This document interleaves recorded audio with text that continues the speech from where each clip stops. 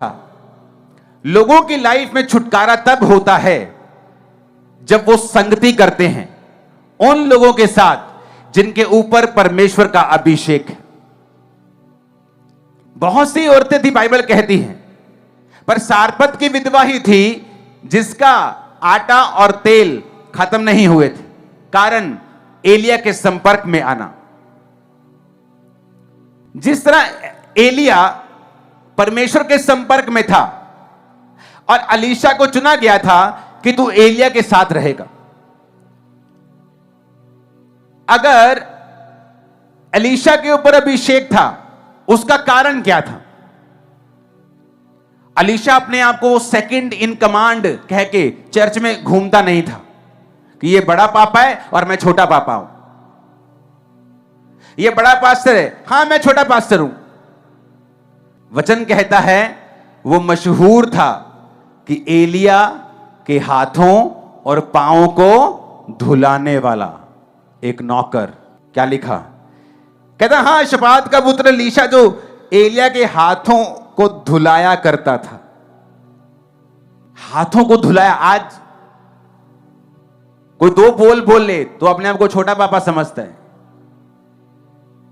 कितने मेरी बात को समझ रहे हैं? लेकिन वो इन चीजों से दूर था, क्योंकि ये इसी टीचिंग का हिस्सा है जो मैं आपको अगले थर्सडे और अगली बार समझाऊंगा कि अनॉइंटिंग कैसे उतरती है आपकी लाइफ में। उसका एक रीजन है सेल्फ डेथ, अपने आप के लिए मरना, अपनी मैं के लिए खत्म होना, और वो एक प्रोसेस है। अगर मैं आज आपको बोलूं व्यभिचार छोड़ दो तो ये पॉसिबल है कि आज ही आप व्यभिचार छोड़ देंगे, पर अगर मैं आपको बोलूं कि आज अपने आप के लिए मर जाओ तो ये एक दिन में नहीं होगा। उसके लिए मुझे आपको सिखाना पड़ेगा, आपको टीच करना पड़ेगा एवरी डे में हमें कैसे अपने आप के लिए मर के जीसस क्राइस्ट के लिए अपनी जिंदगी को कैसे बिताना है, अपनी इच्छाओं की पूर्ति ना करते हुए परमेश्वर के राज्य के लिए सोचना है। कितने मेरी बात को समझ रहे हैं? तो आज हम उस विषय को डिस्कस नहीं करेंगे, आज हम इसी विषय के ऊपर रहेंगे।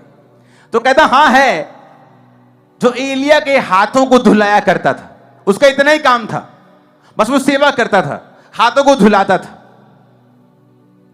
कुछ लोग आज सोचते हैं जो लोग स्टेज पर होंगे वो लोग उत्तम हैं, जो लोग गवाही दे रहे वो उत्तम हैं। ऐसा नहीं है। अगर आप सेवा में हैं, चाहे आप दरी बिछा रहे हैं, आपके लिए सेम फल है जो परमेश्वर ने रखा हुआ आपके लिए। मैं आपको सही कह रहा हूं। अब क्यों वो सारपत की विधवा मौत से बचती है? उस अभिषेक के कारण जो एलिया के सिर के ऊपर था। क्यों वो विधवा जो कर्जे से बचती है, अपने दोनों बेटों को बेचने से बचा लेती है? उस अभिषेक के कारण जो अलीशा के ऊपर था। क्यों वो भूमि जो गर्भ गिराने वाली थी उसका पानी ठीक हो जाता है? उस अभिषेक के कारण जो अलीशा के सिर के ऊपर एलिया के जी उठने के बाद उतरा था। बाइबल कहती है हंडे में जहर ठीक करना, 100 मनुष्य को खिलाना, नमान कोड़ी को कोड़ से शुद्ध करना। कैसे हो गया वो? वचन कहता है कि नमान कोड़ी का कोड़ शुद्ध हुआ अलीशा की उस अभिषेक और अनॉइंटिंग, उसके शब्द जो खुदावंद की उपस्थिति उसके जीवन में थी उसके कारण। कुल्हाड़ी का पानी पर तैरना उसी के कारण। अलीशा के द्वारा अरामी सेना को अंधा कर देना जब वो उसे पकड़ने के लिए आए थे, उसी अभिषेक के कारण। आप इस बात को समझ लें कि अगर आपकी संगति जहां आप जाते हैं, अगर परमेश्वर का जेन्युइन, फेक वाला नहीं, वो ड्रामे नहीं जो लोग करते हैं आजकल फेसबुक की प्रोफेसी, वो नहीं, अगर जेन्युइन अभिषेक के नीचे आप हैं, मैं आपको बता रहा हूं आप छूट जाएंगे हर एक बंधन से। वो कहीं भी, कैसा भी, कितना भी पुराना, कितना भी गंदा, कितना भी लंबा क्यों ना हो। मैं आपको बता रहा हूं, लोग बोलते हैं हमारे घर का जादू टूटना बड़ा लंबा चला जी, 40 साल से चल रहा है। उसके टूटने का समय आज रात है। यीशु के नाम में आमीन ऊंचा चाहिए। आप मेरी बात को ध्यान से समझो। आपका दिमाग इतना बड़ा क्यों है कि उसमें खरबों अरबों नाड़ियां हैं, उसमें इतना जीबी, इतना डेटा स्टोर हो सकता है कि कोई कंप्यूटर उसका मुकाबला नहीं कर सकता। क्यों परमेश्वर ने इतना इतना बड़ा और इतना कॉम्प्लिकेटेड दिमाग आपको दिया है? कोई डॉक्टर इसका सफल ऑपरेशन नहीं कर पाता है, कुछ ना कुछ बोलता है कि मेरे से मैं कर दूंगा, लेकिन कोई ना कोई दिक्कत, क्योंकि दिमाग इतना छोटी छोटी नर्व से भरा हुआ है, इतना बड़ा है, क्योंकि परमेश्वर ने आपको सोचने की, समझने की और डिसीजन लेने की अच्छी बुद्धि दी। उसने आपको बाइबल दी है इसे पढ़ने और समझने के लिए कि क्यों एलिया की लाइफ ऑडेसिटी से, दलेरी से भरी हुई थी, क्योंकि वो परमेश्वर की उपस्थिति में था। क्यों अलीशा की लाइफ से लोग छुटकारा पाते थे, क्योंकि वो परमेश्वर के साथ ईमानदार था और उसने एलिया की सेवा की। वो एलिया परमेश्वर की उपस्थिति में रहता था, अलीशा एलिया के हाथों और पैरों को धुलाया करता था और परमेश्वर की सेवा करता था। बाइबल कहती है मूसा के बाद जब यहोशू को चुना गया, तो यहोशू ऐसा नहीं था कि अच्छा मूसा प्रार्थना करने के लिए गया 6 घंटे, मैं भी उसी तरह रूम में जाऊंगा 6 घंटे प्रार्थना करने के लिए। बाइबल कहती है जब मूसा तंबू में खुदावन से बात कर रहा होता था तो यहोशू तंबू के बाहर खड़ा होता था। और एक समय आया, फिर परमेश्वर ने उन प्रधानों को नहीं चुना, उसको चुना जो सेवा का मन रखता था अपने अंदर। और फिर वचन कहता है यहोशू की लाइफ से, उस मसीह के कारण जो यहोशू के ऊपर आया, परमेश्वर ने इजराइलियों को आजाद किया। आज लोग चर्च कहां जाते हैं? ना जी, मैं तो किराया कैसे लगाऊंगा जी, वो 40 रुपया, वो 100 रुपया, वो 200 रुपया तुम किराया मत लगाओ और सदा शैतान के बंधनों में पड़े रहो। आपको जीवित चर्च, अनॉइंटेड चर्च की संगति करनी होगी अगर आप अपने जीवन के बंधनों से बाहर आना चाहते हैं। और वो मोस्टली लोगों को क्या लगता है कि आप चर्च में जाएं और संगति करें, आपको किसी को बताने की जरूरत नहीं है, जस्ट जाएं और सरमन सुने। वो इतने सेल्फिश हैं कि जस्ट चर्च में सरमन सुनने के लिए आते हैं, उनको कोई मतलब नहीं चर्च क्या कर रहा है, चर्च की क्या जरूरत है, क्या विजन है, परमेश्वर क्या चाहता है, पास्टर को क्या, उसको कोई मतलब नहीं, वो जस्ट सरमन सुनने के लिए आया है। ये सेल्फिश विश्वासी होते हैं जिनको सिर्फ सरमन से मतलब है कि परमेश्वर क्या चाहता है। जब आप एक अनॉइंटिंग के साथ सर्विंग मेंटालिटी में, सेवा की मेंटालिटी में, सेवा की मानसिकता में जुड़ जाते हैं, तो वचन कहता है वो मसा आपके सिर के ऊपर भी आता है और आपको आपकी लाइफ के बंधनों से भी, जो शैतान के हैं, इंसान के हैं, मुक्त करता है पूरी रीति के साथ। वो कर्जा हो, नमान की तरह बीमारियां हो, वो फाइनेंशियल फ्रीडम हो, वो घर की बरकत हो, या उस औरत की तरह जिसके बेटे को इन्होंने दोनों ने जिंदा कर दिया था, एक बार एलिया ने और एक बार अलीशा ने, अलग अलग बच्चों को।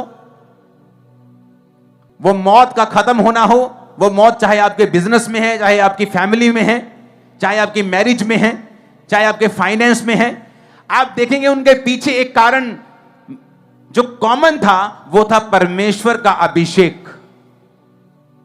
इसलिए परमेश्वर ने अपने दास पौलुस के मुंह से लिखा है कि अगर मैं मनुष्यों को ही प्रसन्न करता रहता, अगर मैं इंसानों को ही खुश करता रहता, तो परमेश्वर का दास ना होता। उसने क्यों कहा ये? मैंने लोगों को देखा है कि आप कहां जाते हैं चर्च, मैं मेरे घर के पास है, घर के पास चर्च में जाना कोई बुरी बात नहीं। क्या वो जीवित चर्च है? क्या अनॉइंटिंग वहां है? क्या हीलिंग डिलीवरेंस है? क्या वर्ड ऑफ गॉड है? नहीं जी। तो क्यों जाते हैं? मैं उस चर्च का बहुत पुराना सेक्रेटरी हूं। तुम इंसानों को खुश कर रहे हो, तुम इंसान ने बांधा हुआ। और वचन कहता है जो इंसानों को देखेगा वो श्रापित होगा। नहीं जी, वो नाराज हो जाएगा। तुमने इंसान को देखा और जहां परमेश्वर तुमको लेके जा रहा था, जहां तुम्हारी डिलीवरेंस होनी थी, तुम्हारी फैमिली की, आने वाले समय में शैतान किस तरह से तुम्हारे ऊपर अटैक करना चाहता है, यह परमेश्वर जानता है। इसलिए कई बार आपको लोग बोलते रहते हैं आपको जीवित चर्च में जाना है, आपको जीवित, आप भी अपने रिश्तेदारों को बोलते होंगे, क्योंकि परमेश्वर उनको कॉल कर रहा है कि जब तू परमेश्वर के भवन में जाएगा, जीवित चर्च में होगा, वो मसा तेरे पे उतरेगा, तो तेरे बंधन, तेरी बीमारियां, तेरे कर्जे, शैतान के बंधन, वो डिप्रेशन तुझसे मुक्त होगा, तू आजाद हो जाएगा। क्योंकि जहां मैंने देखा है, जहां परमेश्वर का अभिषेक होता है, वहां आप आजाद हो जाते हैं। इसलिए परमेश्वर ने क्या कहा, उस अभिषेक के कारण तेरा जुआ क्या कर दिया जाएगा? तोड़ दिया जाएगा नहीं है, नाश कर दिया जाएगा। आप रस्सी को तोड़ सकते हैं, फिर बंध जाती है, एक गांठ डल जाएगी बस, तो गांठ बंधी हुई रस्सी, परमेश्वर ने कहा नहीं, वो रस्सी जल जाएगी, उसका परमेश्वर उसकी राख बना डालेंगे। परमेश्वर ने कहा वो जुआ तेरे सिर पे है, अभिषेक के कारण वो नाश कर दिया जाएगा। बाइबल कहती है जो अभिषेक जो तुम्हारा किया गया तुम्हें सब बातों को सिखाता है। आज लोग क्यों क्ल्यूलेस हैं, क्यों उनको मालूम नहीं क्या करना है।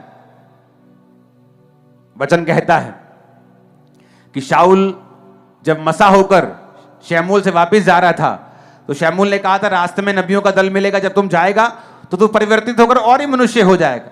जब वो नबियों के दल के साथ मिला तो भविष्यवाणी करने लगा। तो सारे में कहावत चली कि शाऊल भी नबियों का है, लेकिन वो नबियों का नहीं था, वो एक राजा होने के लिए अभिषेक हुआ था।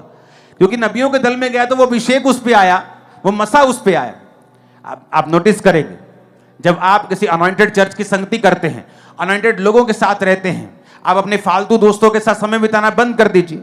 आप किस तरह से फैसला कर सकते हैं कि ये लोग मेरे फायदे के हैं या मेरे नुकसान के हैं। आप किसी ऐसे मनुष्य के साथ, चाहे वो आपका दोस्त क्यों ना हो, आपका रिश्तेदार क्यों ना हो, आप उसके साथ बैठें। जब आप 1 घंटे के बाद उठेंगे तो अपनी आत्मा को चेक करें कि 1 घंटे के बाद उठने के बाद क्या मेरा विश्वास कम हुआ है या बढ़ा है, क्या मेरे अंदर शक पैदा हुआ है या मेरे अंदर विश्वास पैदा हुआ है, क्या मेरे अंदर डर पैदा हुआ है या मेरे अंदर विश्वास दलेरी पैदा हुई है। अगर आपके अंदर डर पैदा हुआ है, आपको शक हुआ है, आपके अंदर पाप के लिए आप प्रेरित हुए हैं, इसका मतलब वो व्यक्ति की संगति आपको उसी वक्त से छोड़ देनी चाहिए। इसलिए शैतान ये चाहता है कि आप संगति ना करें। अगर कर रहे हैं तो कोई कारण हो जाए, कोई रीजन हो। आप देख लेंगे कई बार जहां कोई परमेश्वर का मसा नहीं है, कोई वॉलंटियर वहां आपको तंग नहीं करता, सब हंस हंस के बात करते हैं।